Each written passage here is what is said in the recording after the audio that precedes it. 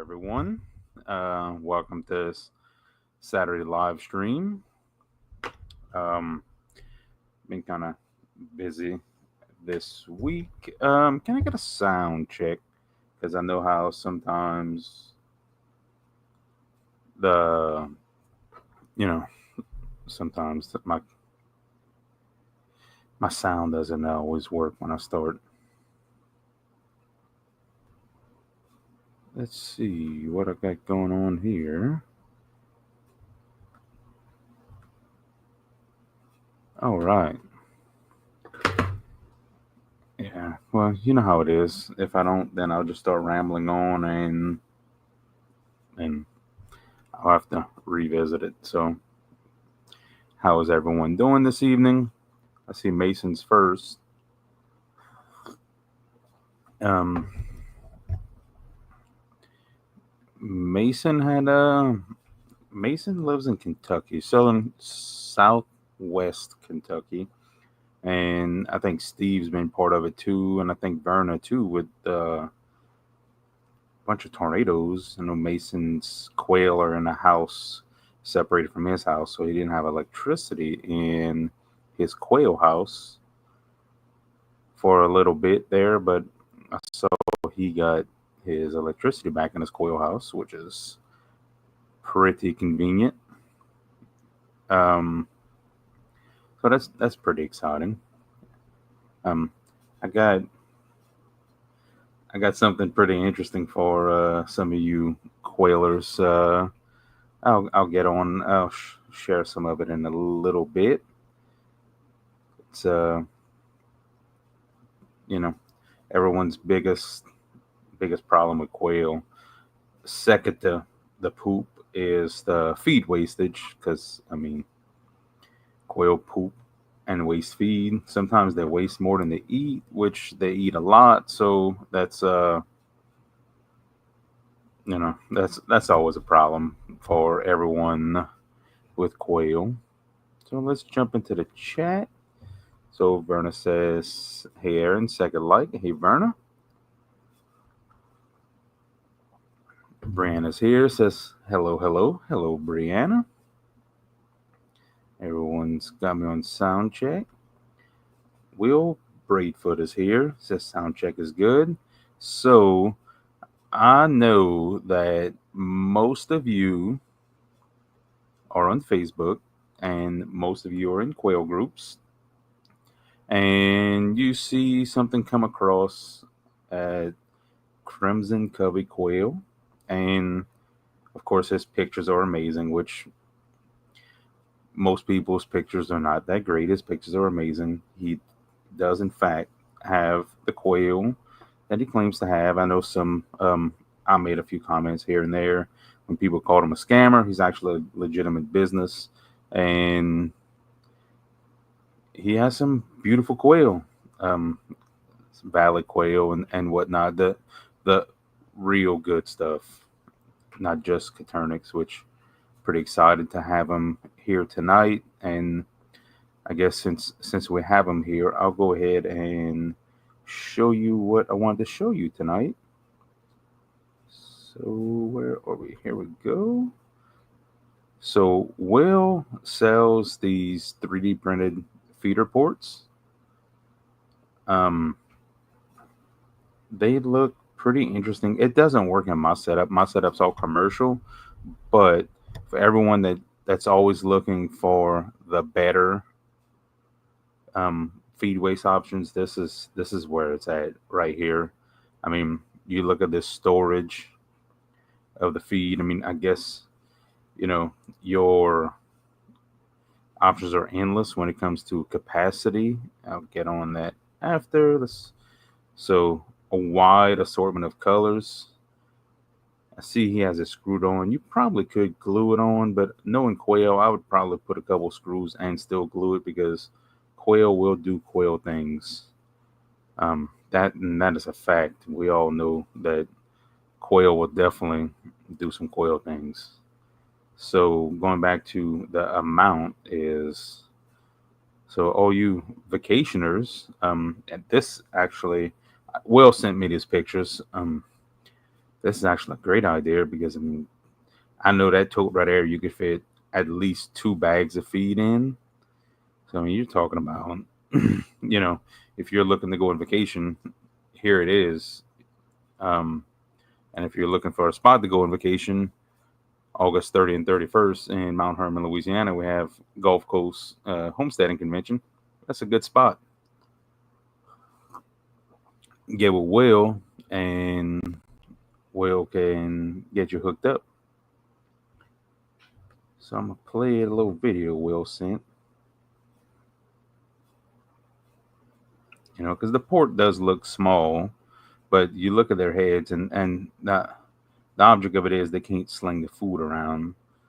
So that is pretty neat. And he hand makes them. Well, 3D prints them, but he makes them. And he's just a guy like us that does quail and, you know, does other stuff. Aquatic News Network says, "Howdy, Earthlings." Auntie Verna, Steve. I'm pretty sure that is Howie, but hello. The king probably got on, got his first comment, and disappeared. Oh, see, Verna says Tommy. I was close, Verna. I was close.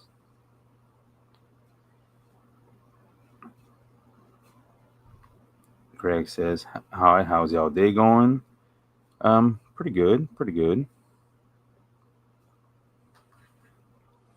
Lorenzo Hill says, "Good evening." Hello, Lorenzo.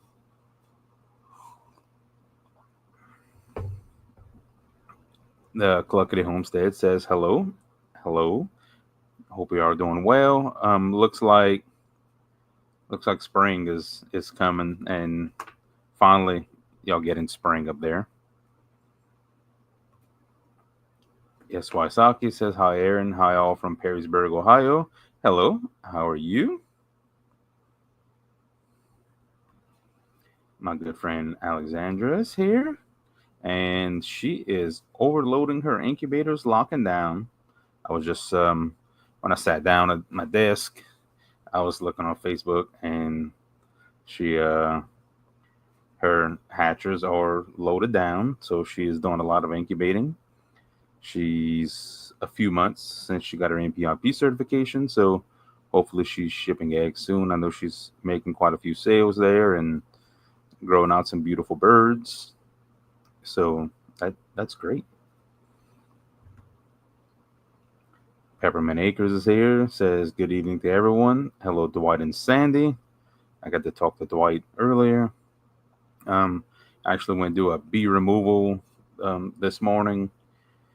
It was quite interesting. Of course, it was another fellow homesteader who I actually had a bee box here for him to do a split for him to get some bees. And I guess it was meant for him to have bees because on his chicken coop under his nesting box, they had some bees move in and decide to start making a hive. So we literally went, cut us a hole to get in there, got in there and removed the bees and left the box there. So he has bees. Bees are removed from his chicken coop. It's a win.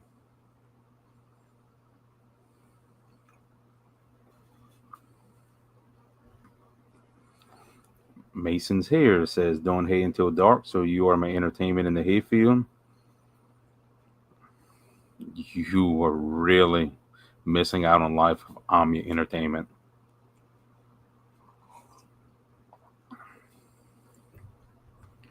Brianna says, "Those feeders are really nice. They really are. Um, they don't work for like for me because of the way my cages are, but like for people that have like a hutch style, I think it's definitely because I mean you can choose whatever container and whatever capacity you want at that point. So I think it's very helpful, and the design is the waste will be minimal. So I mean I think that's thing is pretty good. So reach out to him on Facebook, Crimson Covey Quail, and he could get you set up. I think they're like $5 plus shipping, something like that. So that's a good thing. Grafted Branch Homestead says hello, hello Matt. I'm drinking tea as always. Grafted Branch Homestead tea.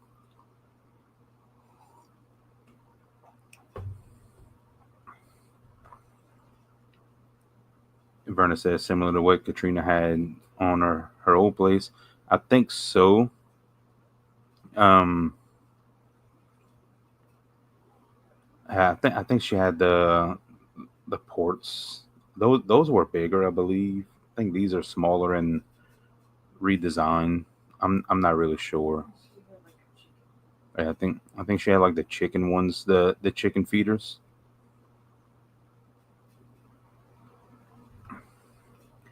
Cluckety Homestead says, "Do you have a link, or can you put in the stream for the feeders?" He doesn't have a website, but Crimson Covey Quail on Facebook.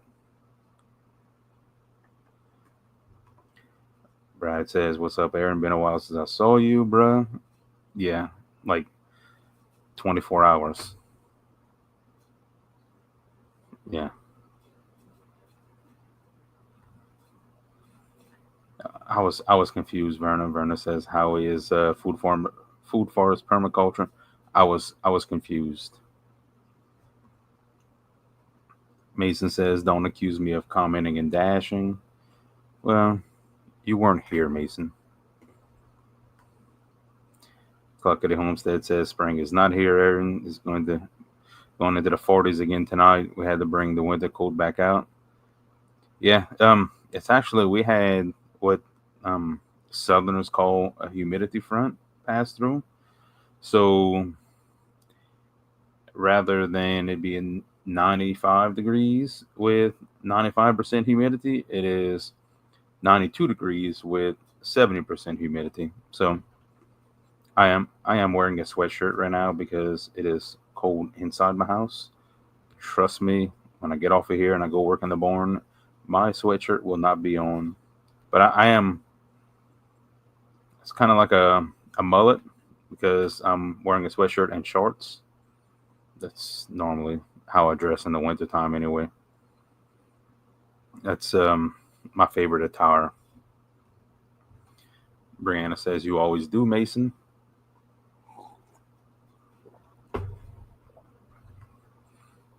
340 Quail Farms here says, "Hey everyone, hey Tim. Hope you're doing well. Um, I'm sure you warm down there in Florida." I was watching the tropical forecast, and it looks like the two forecast models, either you guys down in Florida or us here in Louisiana, is getting that tropical system. I guess in a week and a half. So somebody's gonna get it. One of us. We'll flip a coin, I guess, or it may be nothing. You never know. Yeah. So Christina commented, Sarah, she saw the picture of him in the pool, all wild. Yeah, she is determined for it to be springtime. Will says spring is quickly becoming summer here in North Alabama. Here comes the heat. Haha. Thank you for showing the ports, Aaron.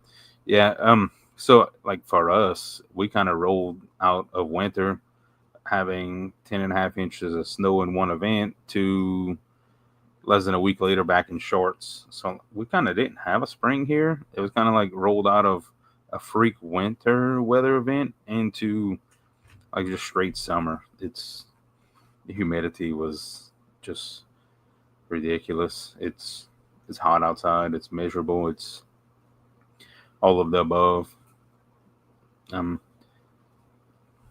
we're surviving. We only have 4 months of it left, so it's not too bad. 4 months of the extreme heat. Cluckety Homestead says, "Yep, Christina, she was determined to go swimming. It didn't last long. I bet not. Not that cold." So Matt, if you go on Facebook, okay, Christina put the Facebook link. Facebook link. Crimson Cubby Quail is his Facebook page. Um, you could you can message him. He's pretty responsive on his messages. So message him and get it, because I mean he's just a small guy like us. Just so happen to have some really fancy birds. Like we're mostly Craternix people here. I know like Dwight and I play around with a little bit of the Bob White stuff. He has the Californias. So I mean he's just a person like us. And I mean of course, like I mean I don't just sell quail. I sell quail accessories and different versions of quail and stuff like that. So I mean I like it. I like the different colors of it, because I mean most of the time with poultry stuff you're gonna see like just red feeder ports. And I know some of y'all. I scroll Facebook. I know some of y'all get a little fancy with y'all quail hutches and paint them in pretty colors and whatnot, and I think it's so super cool. So I mean, you have a bunch of different color options, and I'm sure you could probably get some different colors. I mean, it's just the filament. Lorenzo says he wish he had those when he had his birds. Yeah, they seem pretty nice.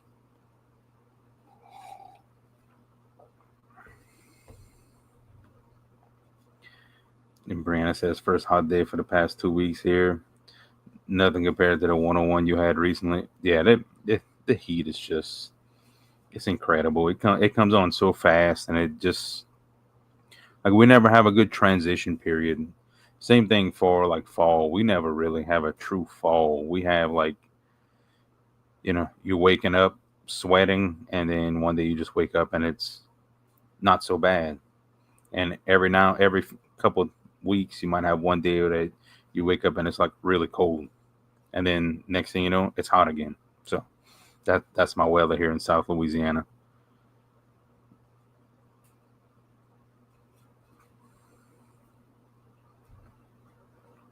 Peppermint Acre says had to run the Rural King today. Was back looking at chicks, and lady said she wanted quail, but I didn't have business cards. Luckily, I have a QR code on my phone that links to our website. Yeah, that's actually pretty smart, Dwight. Um, actually pretty smart.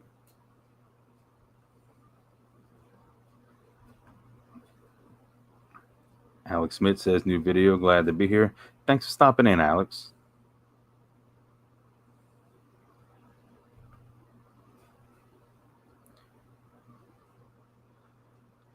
Brad says it's pretty much summer down here all year with a few razzle dazzles between November and February. Yeah, we got razzled and dazzled this year with 10.5 inches of snow. So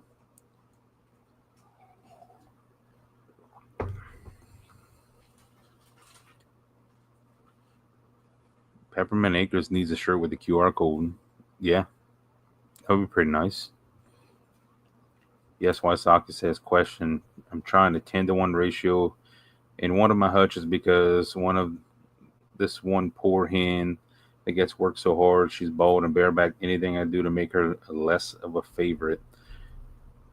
It it seems like they just lock on to one, and even though you go down to the 10-to-1, if she's the favorite, she'll still be the favorite.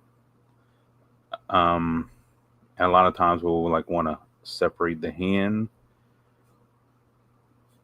Um, maybe try some different ruse and maybe pull them out, and definitely I would let her, if she has any kind of damage, I would let her heal. I'd isolate her, let her heal before I add her back. But you can try the 10-to-1, but if she's the favorite, she's the favorite. And 10-to-1 is not detrimental to your fertility. Of course, your fertility rate will be higher at you know a 4-to-1, 5-to-1, but 10-to-1 is still not. If it's your own eggs that you're incubating your own eggs, I wouldn't be concerned about it.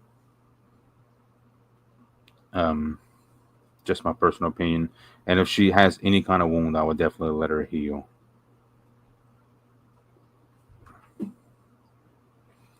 Hope Seal says, "Hey, Aaron, Seal's family farm here. Can't stay long. Going to the rodeo.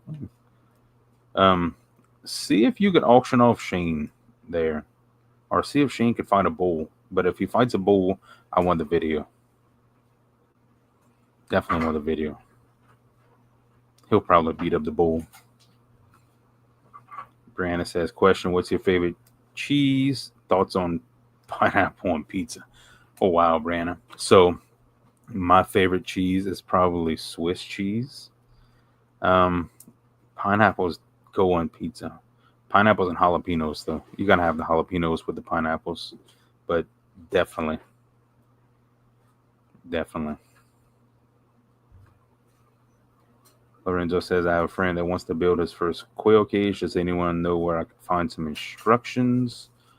Um, Etsy has actually quite a few different designs and stuff. Pinterest, you could do Pinterest. I'm not um I'm not fluent in Pinterest. Let's go with that. But Pinterest is definitely, you could get a lot of plans from there. It's kind of a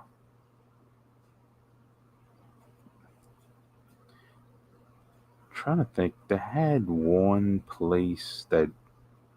homestead that had some like an actual drawing, cut sheet, everything. I can't think of it right off the top of my head.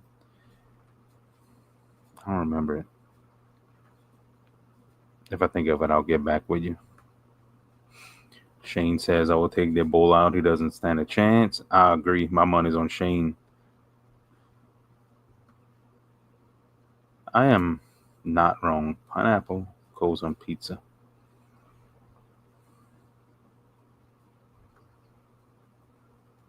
Steve says, "Maybe you could get that bull to step on the scale." Yeah, we all know Shane likes his scale.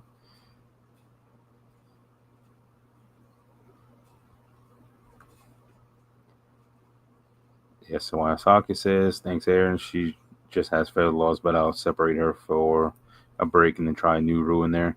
Yeah, it's they just develop a favorite. I'm not sure why was the reasoning behind it, but it seemed like there's always one favorite. Um, Look, I must be my rooster's favorite.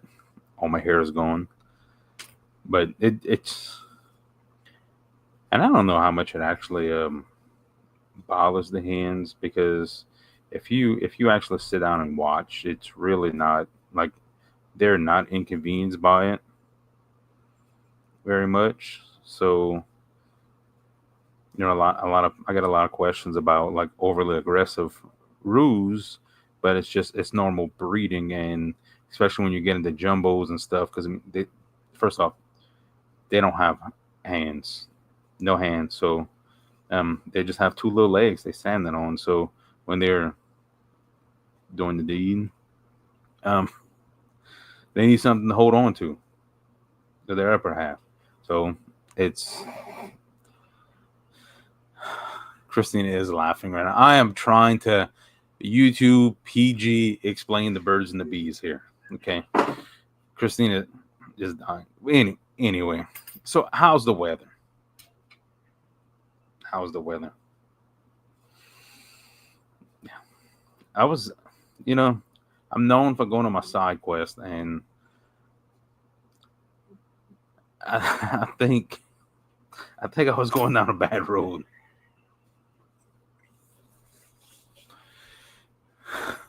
Oh, Brianna. Brianna says, "When a mommy quail loves a daddy quail." Yeah. Oh, oh. I think I want to go do poop trays. Oh man. Yeah.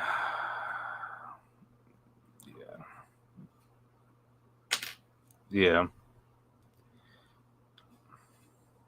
Thankfully, we all understand.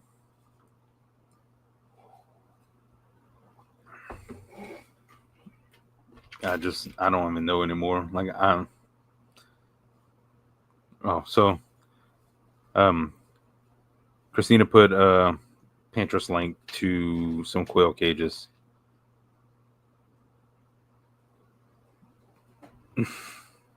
Shane says you got this, buddy. I can explain the birds and the bees if you need me to.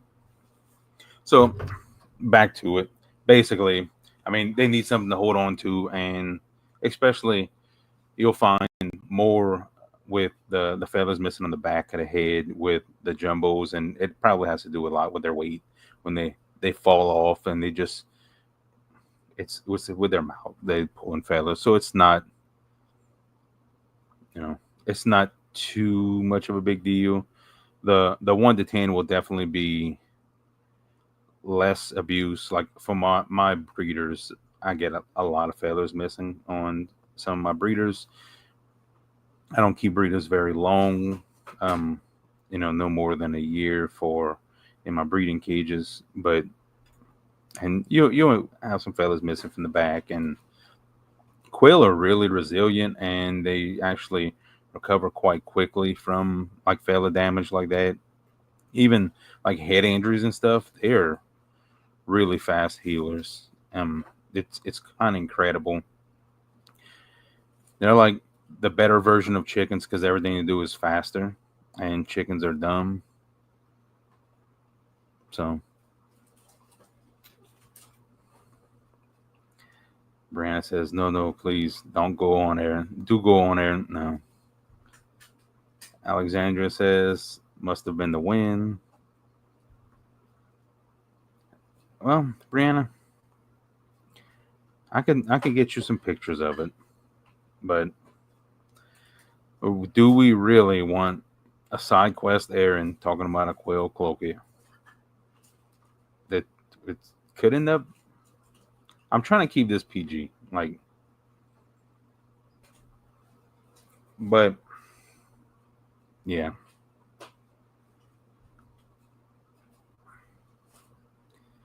Lorenzo says, thanks for the link, Christina." Jacob says, "Hello, everyone." Jacob, I do appreciate you showing up late tonight.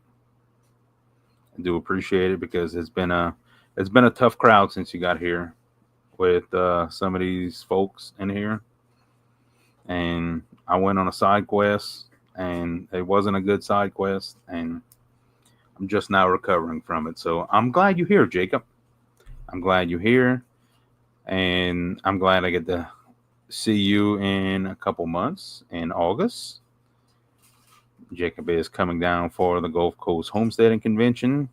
I'm really excited about that. Brad will be there.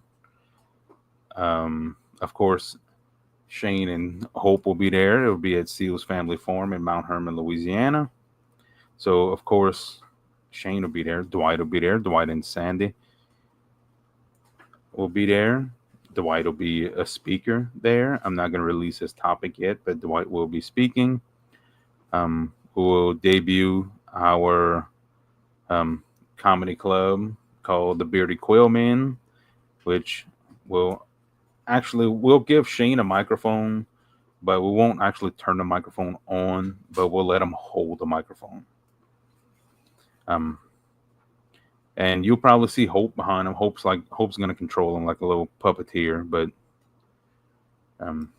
it'll be fun. It'll be when you get us a bunch of knuckleheads together, it'll be a great time, and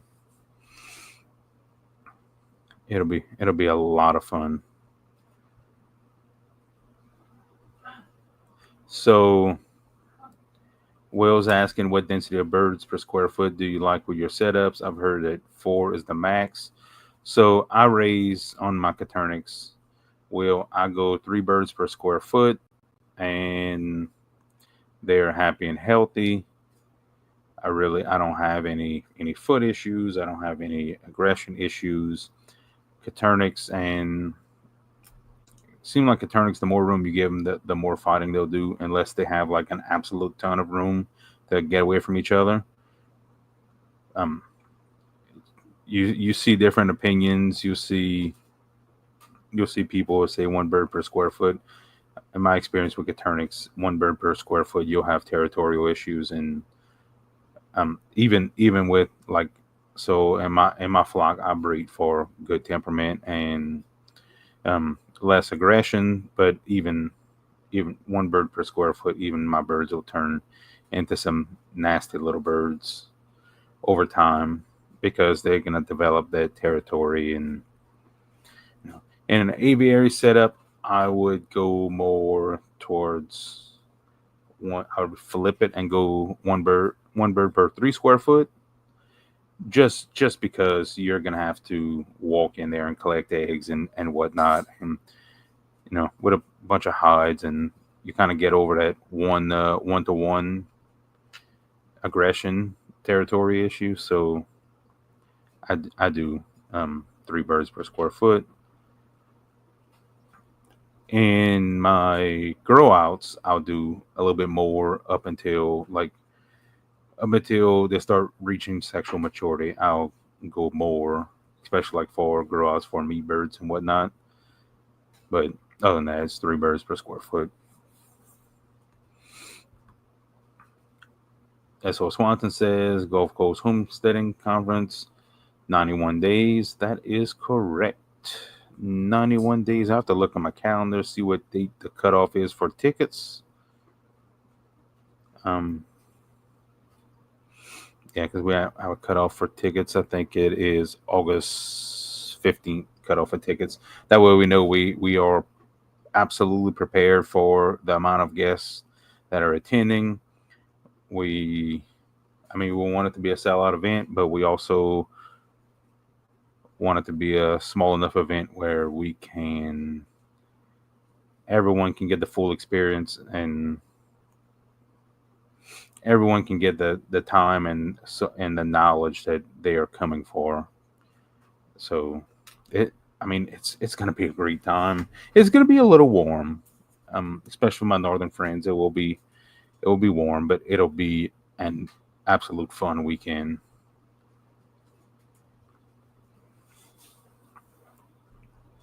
Um, so Brandon's asking me fried chicken or baked chicken.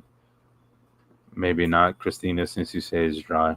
Christina, when she cooks chicken, she cooks it like it's cooked. It's well done. I prefer chicken smoked or grilled.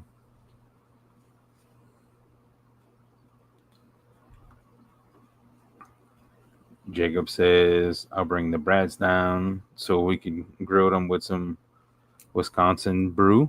That sounds great. Shane says he don't need a microphone. That's a fact. I don't think either one of us need a microphone. Maybe Dwight. Dwight will be the only one. Grafted Branch Homestead says thumbs up, y'all. Yeah, absolutely. Thumbs up. Don't forget to like and subscribe. If you don't like it, still hit the thumbs up, because why, man? I don't care about your negativity. So Alexander is asking about my DIY brooder tower. I turned into a grow out cage instead because I got the tower brooder. So I have it as a grow out cage now. So plans changed. It didn't. I kind of fell into the tower brooder, which was quite heavy, I tell you. And then my door was like a half an inch too narrow to get it in, or maybe an inch, something like that. So I was cutting and hammering, and I got it in. Well, I say I got it in. Brad, who was here a minute ago, and me and Christina got it in.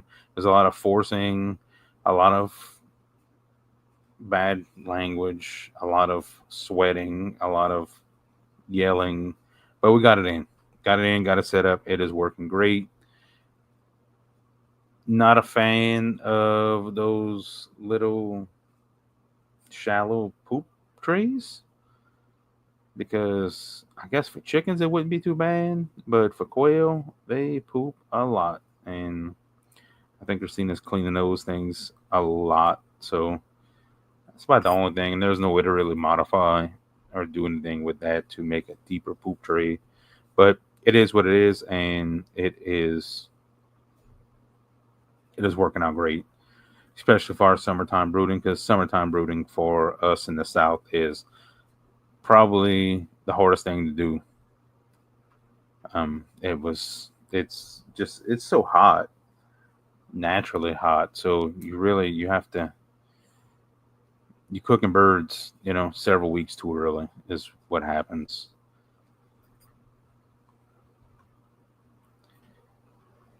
Brianna's asking, are you still working on a way for us far away people to attend the stream?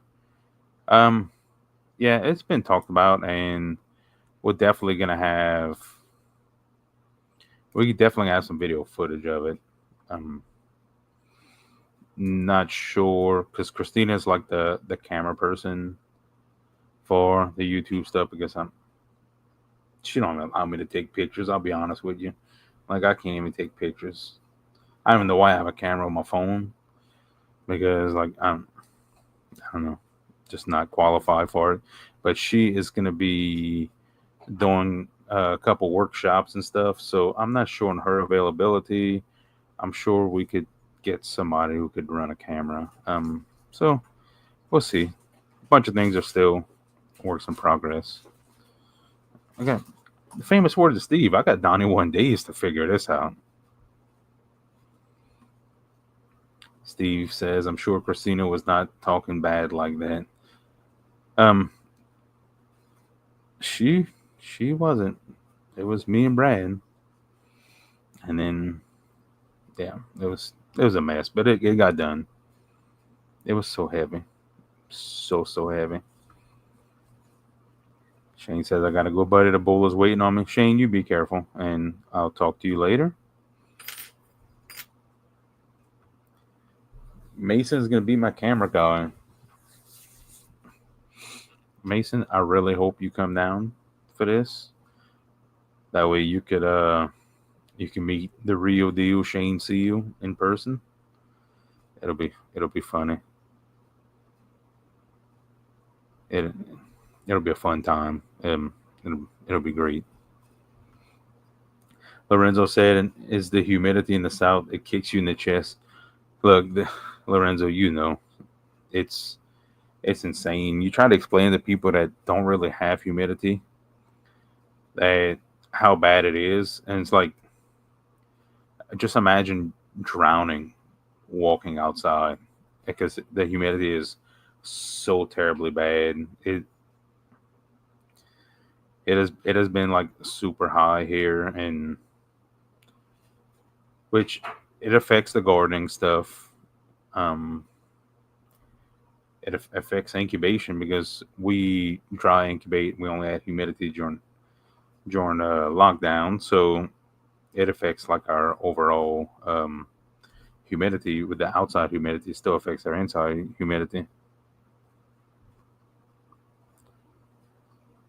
Mason says Southern Louisiana in August still doesn't sound appetizing.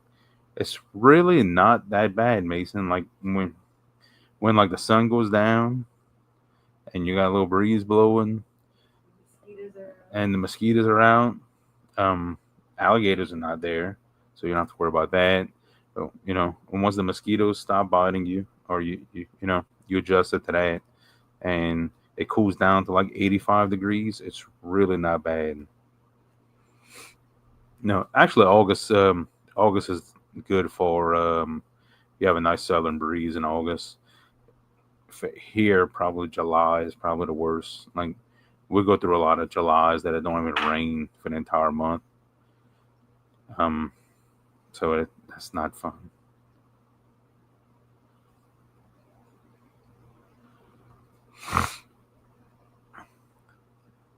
Brandon says, after my first visit here, I arrived back in Australia and it genuinely felt like I was trying to breathe underwater. Humidity is gross. Yeah, yeah, humidity is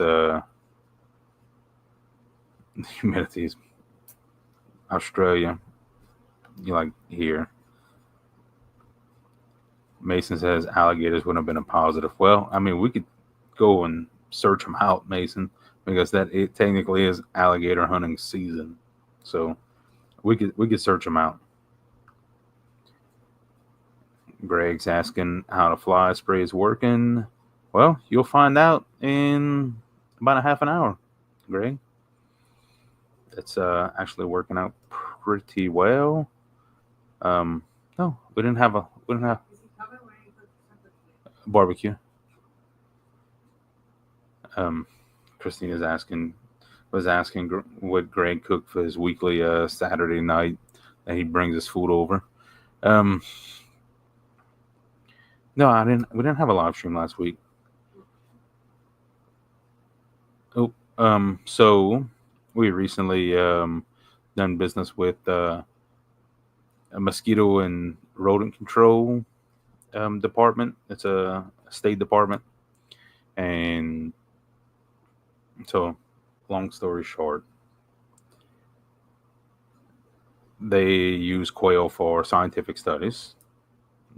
Not gonna say the name or anything like that, but they use quail for scientific studies. So these scientists, entomologists. So I'm like, hey, buddy, you know about bugs, so let's talk about flies.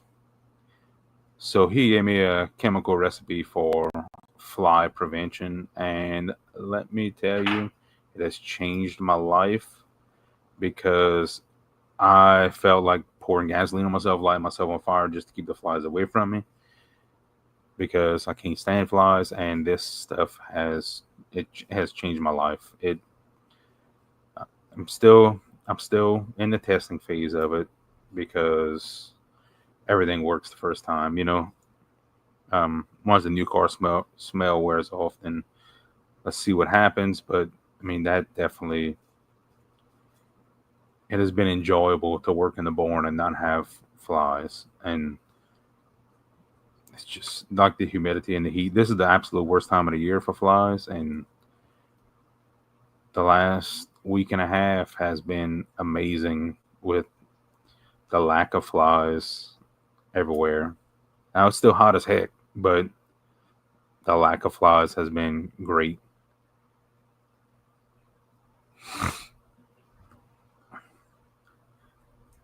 Brianna says you're really selling Louisiana for me.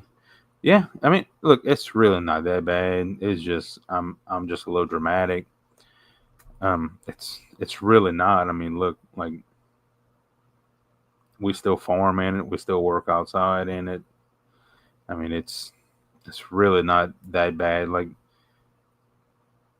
shade will make a difference because that's the good part. Like it's hot, but like there's always a breeze. It's not like just that still air hot. There's always a breeze, so it's really not that bad. I'm just dramatic. It's like a man cold.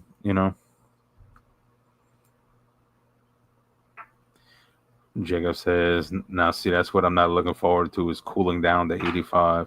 Yeah, I mean, it's just 85 is not bad. I mean, a man can live life at 85 degrees. It's really not that bad.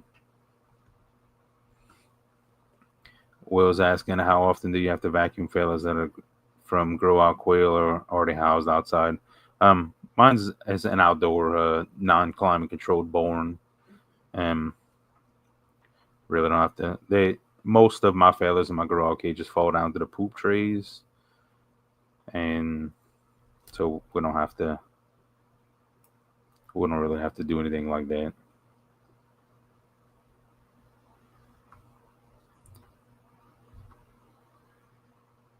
Mason says we have yet to hit 90. It's coming. It's coming, Mason. Terry Attorney's Corner's here. Welcome, Terry. Says Louisiana is as bad as Southern Florida triple digit heat index. As much as I complain about my heat and humidity, Terry, I think you guys probably have it worse. As far as latitude goes, you're lower than me, and I think you actually might be hotter. Um, it, so as bad as I have it, I don't have it as bad as you. Um, I know that You could pretty much stir your humidity with a spoon in the summertime.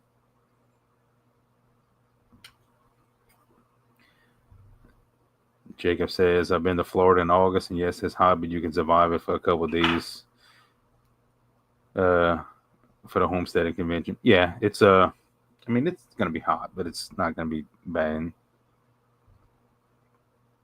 See, Terry hit the nail on the head there.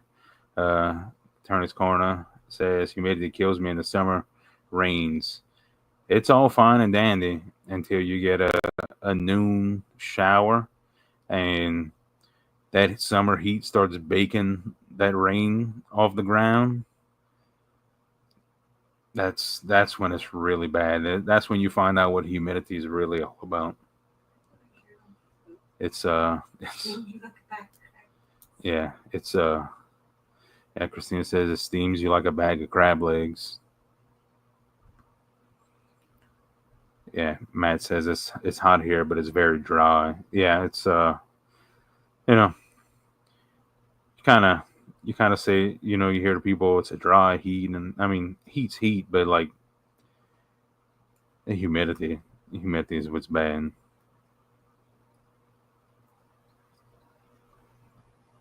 Um, it's not looking forward to those afternoon showers, and then right after the afternoon showers, when the humidity jumps up and it's like a soup.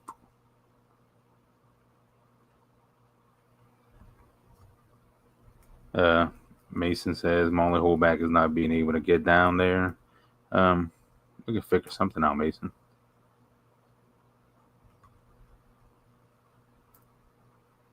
Jacob says, I'm sorry, I'm supposed to say it like a true Midwesterner. It's not the heat, it's the gosh darn humidity. Yeah, I agree.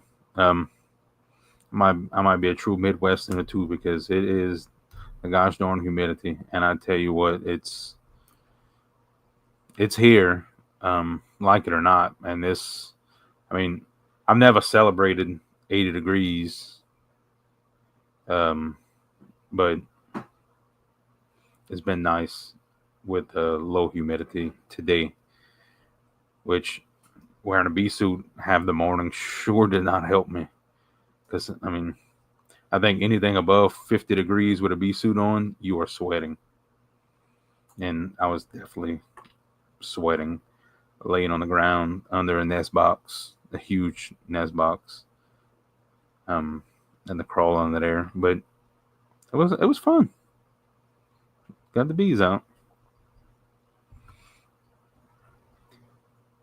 Steve says you have a tractor, Mason. Yeah, just bale hay and just cut hay on your way down and bale it on your way up. That sounds like a good plan. Jacob hasn't even hit 80 yet. Um, so I was talking to Dwight earlier, and Dwight is in West Virginia, and he still has mornings in the 40s, and I'm like having to see the 40s since January, and I think tomorrow, if I wake up and it'll be 40 degrees outside tomorrow morning, I would love it. But I'll wake up and it'll be 80 degrees outside in the morning. Lorenzo says the ice because of the humidity in the winter. Yeah, you'll get a lot of ice, a lot of frost with the humidity. That's what actually hurts us in the early winter is those winter frosts with the humidity for the gardening. That's why I like because we like to push the limits and we plant super early. So like if we're gonna have a frost, then we'll get out there before the sun comes up and water the leaves of the plants because what happens is the dew sits on the leaves, freezes with the frost, and when the sun comes up, it warms it up too fast, and the cells explode in the leaves. So we get out there and water it. That way, that doesn't happen.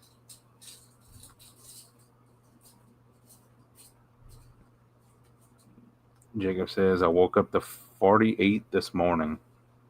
Yeah, That's I think it was, I don't know what temperature it was this morning when I woke up, but it was well above 40. Pretty sure it was in the 70s. Oh, so Christina and Matt are talking in the chat. Christina sent Matt some silky eggs, so that's what they were discussing.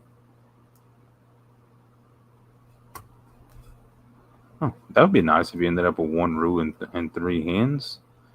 That would actually be pretty nice. But it's chicken, so not fun at all.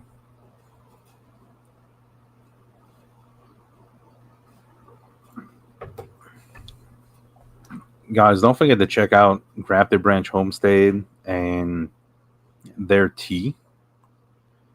Um, I drink. I That's my live stream or Zoom meeting or anything. Go to drink is Grafted Branch Homestead's tea. It's an excellent tea. It has different varieties. I like the anxiety, but I mean, I never had one that I didn't like either. Anxiety is my favorite, and it's probably just the name because I mean it's still good. Um, I truly enjoy it, and hot or cold, um, it's good. And then while I'm here, also don't forget to check out Lorenzo's book, Bernie Z's Adventures: The Secrets of Quail. Um, it's a good book. Don't forget to check it out. And I mean, while I'm giving shout outs, I'm just gonna go back to our friend Will's feed reports. Jake, because Jacob wasn't here for it. I'm not sure if Matt had seen it as well.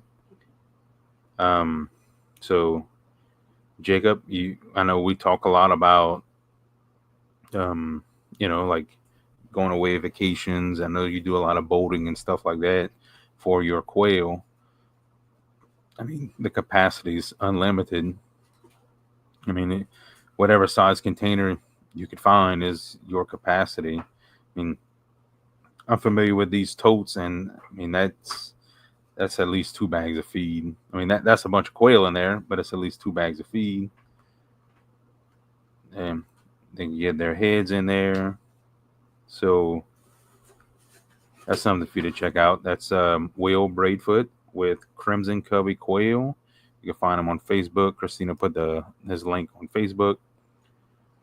He's just a small quail farmer, and he likes to do things that and make things that actually work. You know, it takes a quail farmer to modify something like that to make it actually be functionable. Um, so Will saying that particular person said it held almost 200 pounds. I knew it was at least 2 bags, 100 pounds. So yeah, that's a lot of feed. That's I would feed my quail for half a day. Mason says he'll leave a week early on the tractor so he can get there.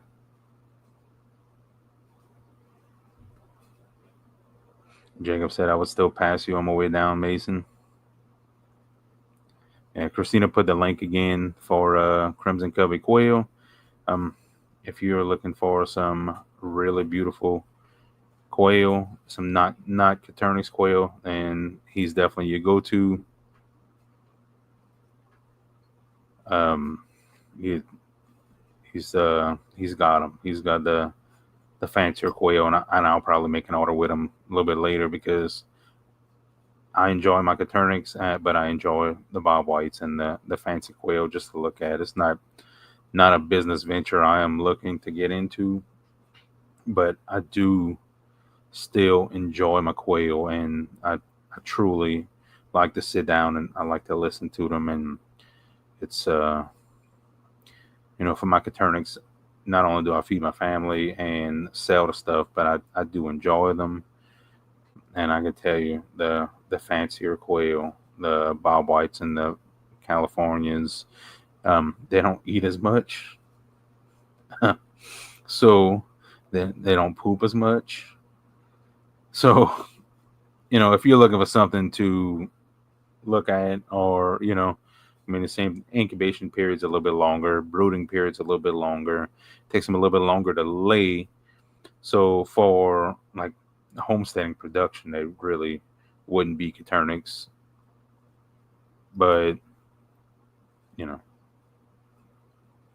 it's oh look, so we'll say in quick note, Aaron, that the California Valley are the only fancy species I have. Again, thanks for the shout out. Yeah.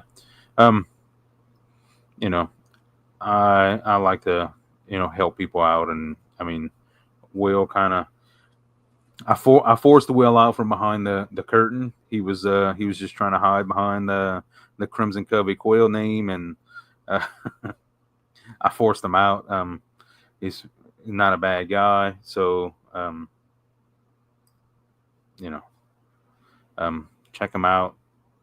He's I like the feeder ports, and I think I might have to end up getting a few of them because get some valley quail, and I'll definitely have them in an aviary. So then I could need feeder ports at that point.